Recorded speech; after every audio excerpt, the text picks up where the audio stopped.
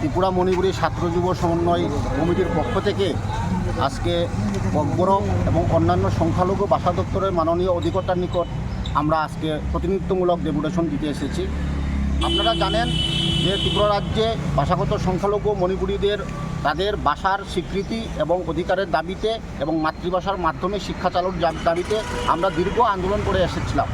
এই আন্দোলনের পরিপ্রেক্ষিতে 1998 সালে ত্রিপুরার বেশ কয়েকটা স্কুলে মণিপুরি ভাষাকে একটা অন্যতম বিষয় হিসাবে প্রাথমিক স্তরে চালু করার কথা সরকার ঘোষণা করেছিল।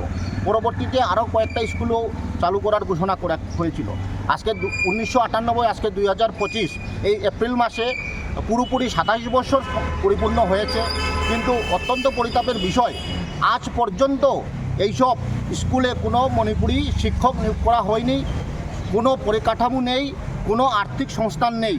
কিন্তু অবাক করার বিষয় হলো আজকে এত বছর যাবৎ সরকারের বিভিন্ন বিজ্ঞাপন এবং সরকারের তরফে বলা হচ্ছে যে মণিপুরি এই স্কুলগুলিতে মণিপুরি বিষয় দিব্যি চালু আছে এবং কোনো যথার্থভাবে আজকে প্রাথমিক স্তর থেকে শুরু করে উচ্চ প্রাথমিক এবং এমনকি মাধ্যমিক স্তর পর্যন্ত উন্নীত হয়েছে।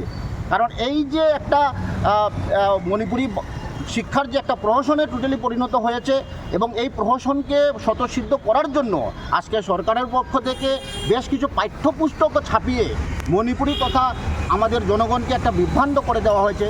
তার বিরুদ্ধে আমরা প্রতিবাদ জানাচ্ছি এবং আজকে 1998 সালে সরকারের যে ঘোষিত স্কুলগুলিতে কেন আজ পর্যন্ত একজনও বিষয় শিক্ষক নিয়োগ করা হয়নি, তারপরেও সরকার কোন মুখে বলছে যে মণিপুরি ভাষা দিব্যি চালু আছে।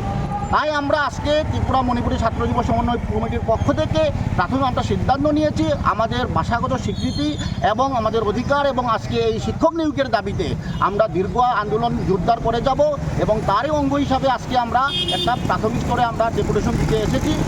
পরবর্তীতে আমরা আমাদের মণিপুরীদের মতো ত্রিপুরা রাজ্যের যে বিভিন্ন সংখ্যালঘু ভাষাগোষ্ঠী রয়েছেন, প্রায় 42% ত্রিপুরা রাজ্যে সংখ্যালঘু ভাষাগত সংখ্যালঘুরা রয়েছেন এবং তাদের সকলকে নিয়ে আমরা একটা জোরদার আন্দোলন শুরু করব এবং ভাষার অধিকার এবং সকল ভাষার সমান মর্যাদা এবং ভাষা ভিত্তিতে আমাদের যে স্বশাসন সমস্ত সংখ্যালঘু ভাষাগোষ্ঠীদের তাদের পৃথক পৃথক উন্নয়ন পরিষদ স্বশাসিত উন্নয়ন পরিষদ গঠনের দাবিতে আমরা খুবই শীঘ্রই সারা ত্রিপুরাব্যাপী আমরা জোরদার আন্দোলনে যাচ্ছি। আমার নাম কে ধীরেন্দ্র সিংহ, আমি প্রেসিডেন্ট এই ছাত্র যুব সমন্বয় কমিটি।